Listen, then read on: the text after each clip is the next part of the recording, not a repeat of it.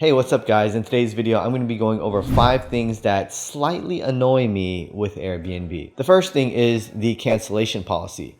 Cancellation policy for you as a host. And I'm not talking about your refund policy. I'm talking about canceling a reservation. So let's just say somebody reserves your listing who has a collection of 1-star reviews from other hosts. Now, if your listing is instant book enabled and they just book it, and then you find this collection of negative reviews and you decide that you're not really comfortable with hosting this guest, and if you decide to cancel the reservation, Airbnb will then penalize you and in some cases disqualify you from superhost status. But at the same time, you will have to pay a penalty to Airbnb, which will be subtracted from your next payout. I think this is kind of ridiculous, and if I have a property and I simply don't want to host a guest for whatever reason, that should be my choice, my right, and I shouldn't get penalized for it. So yeah, not a good move. Number 2 would be the hoops that you have to jump through with air cover.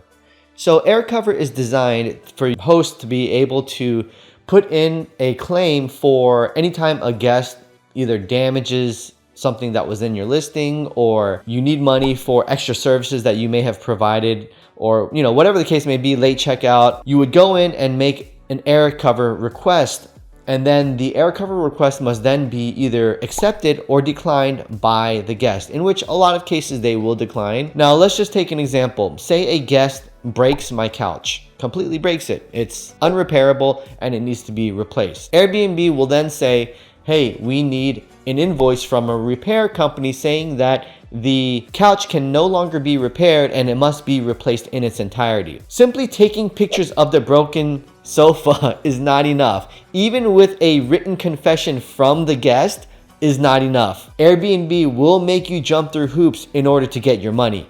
Again, not a good look for Airbnb, and I hope they fix this sometime soon. Number 3, listing suspensions based on irrelevant reviews. Now what I mean here is, let's just take for example, if a guest leaves a 1-star review, but it's a retaliatory review because maybe you charge them for bringing their unauthorized pet to your listing, where if your listing says no pets allowed, that's legitimate, right? But what happens sometimes is if they bring, let's just say in this case, an unauthorized pet, dog, cat, whatever the case may be, and then you charge them an unauthorized pet fee, which is listed in your house rules. They leave a review saying, this host charged me $400 for just bringing my dog. 1-star review. Well, because this is clearly a retaliatory review, Airbnb's policy is they can remove these based on if you request a listing removal because it's a retaliatory review. Now the thing is if you rack up a few of these, Airbnb will suspend your listing based on the negative reviews that have come in.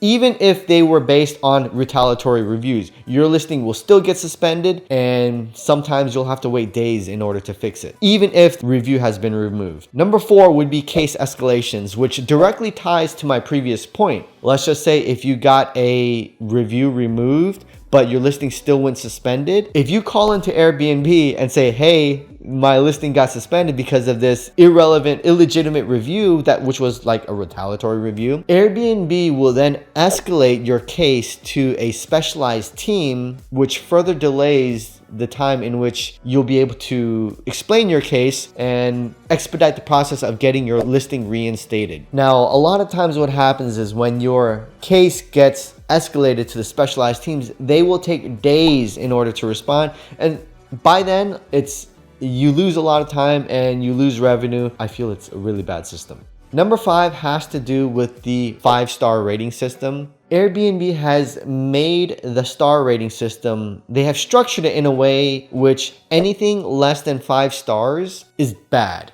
And literally, if you receive anything less than 5-star review, it's damaging to your profile as a host. The requirements to become a superhost are very heavily weighted towards 5 stars only. The requirement is actually a 4.8 overall. However, the thing is if you don't get a 5-star review, even a 4-star review will bring your average rating down more than the next 5-star rating will bring it up. The difference between a 4.8 and a 4.7, although not huge difference numerically, will be the determining factor on if you qualify for Superhost status or not. Again, I think these are things that should be explained to the guest so that way they have a proper expectation of how the 5-star rating works. I always include it in my checkout messages. It lets them know, hey, this is what 5 stars mean, this is what 4 stars mean, so on and so forth. So that way they get a better idea on how to rate you as a host. Because a lot of times in their mind, they will think 5 means perfect, 4 means excellent, 3 means good, 2 means bad, 1 means horrible. It doesn't work that way with Airbnb, right? Every single host knows this, and I think it's very helpful if you put these expectations, the proper ground rules for what the star rating system really looks like, so that way you don't get beaten down with 4-star reviews, 3-star reviews, 2-star reviews, hopefully no 1-star reviews. Anyways, hope that helps. If you got value out of this video, click like and subscribe, and I will see you guys later.